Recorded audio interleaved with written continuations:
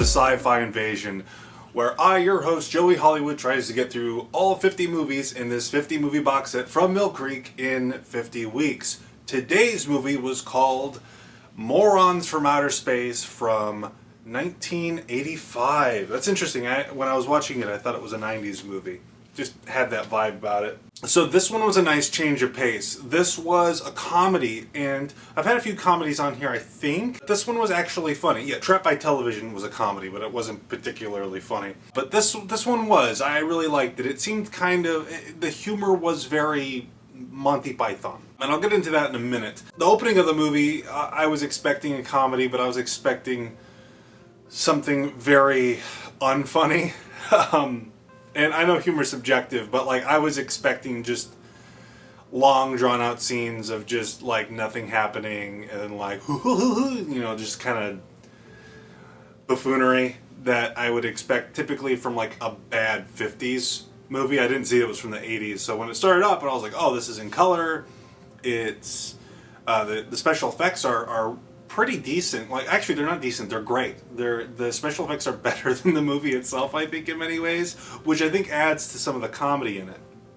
The movie opens up with a gag that's very similar to the beginning of Spaceballs, a very long shot of a spaceship that just keeps on going and going and going. And there's a trailer home, on a chain. And the guy gets out of the trailer home and he's hopping across the chain to get to the spaceship. And there's some funny gags, when he gets in the spaceship, the gravity's actually up top. So when he gets in there, he just goes, it goes right up to the ceiling.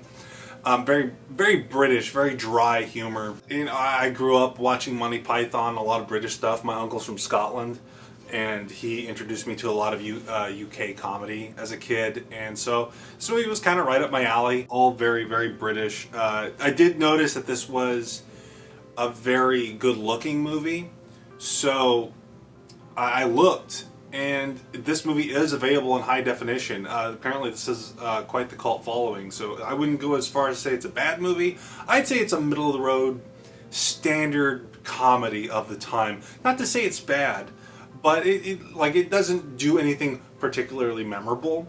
And that was actually something that reminds me, when watching it, I had the feeling I've seen it before, but at the same time, the jokes and the comedy is just so run-of-the-mill that maybe I didn't see it. It's just that it's just familiar territory. I don't know, but the characters are on the spaceship. They're humans from another world, and they're not particularly bright, as the title would suggest. And they just try to abandon one of their crewmates on a space basketball court. And this is what kicks off the movie, because they fly away and they don't know how to pilot their space shuttle, and they crash into Earth. And this is where a lot of the comedy comes from. They're a fish out of water. It's a fish out of water comedy. The government's freaking out, and a lot of comedy to be had with that, because there's all these stuffy British people just trying to scramble because they think they're being invaded, and then they find out that these aliens from another world are buffoons. They're idiots, and the guy they leave on the space baseball court gets he starts hitchhiking, and he gets picked up by a living skeleton. There's some awkward moments with that, but then the space skeleton says, "So are you the male or the female of your species?"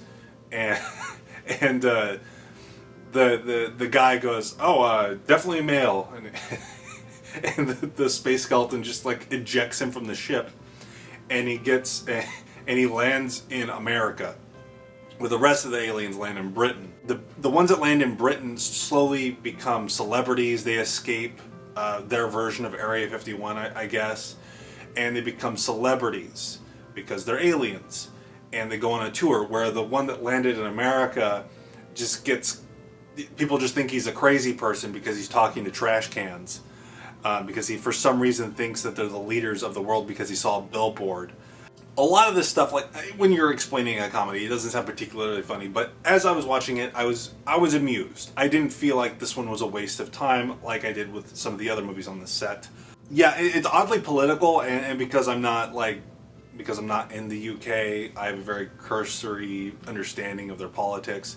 So I feel like there's a lot of jokes that just went over my head, but I was still very, very amused the entire time.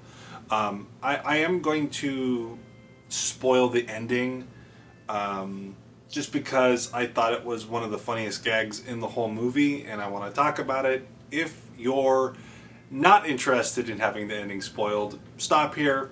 Go watch the movie. I think it's not the it's one of the better movies on the set, honestly. But yeah, the ending of the movie. They're at like I think it's a football game in America. They reject their one friend. They finally reunite with their friend they left on the basketball court, and they don't want nothing to do with him.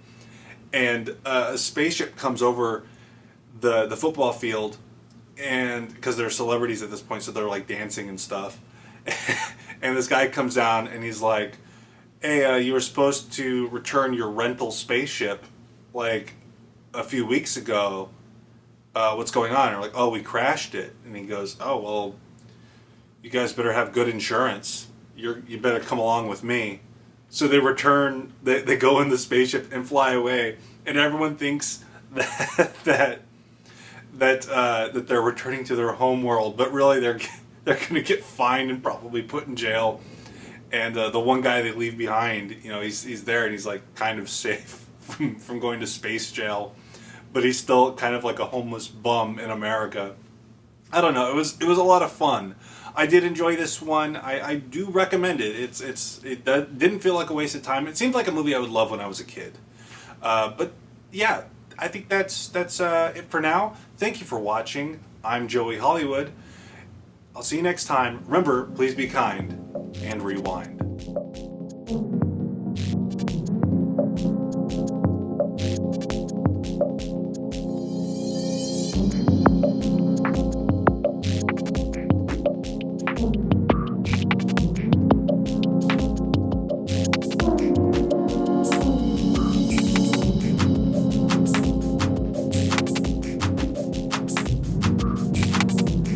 I'm sorry, Quentin, but I have to get up. I have to pause the camera. I have to pause the camera, Quentin. I'm sorry, Quentin.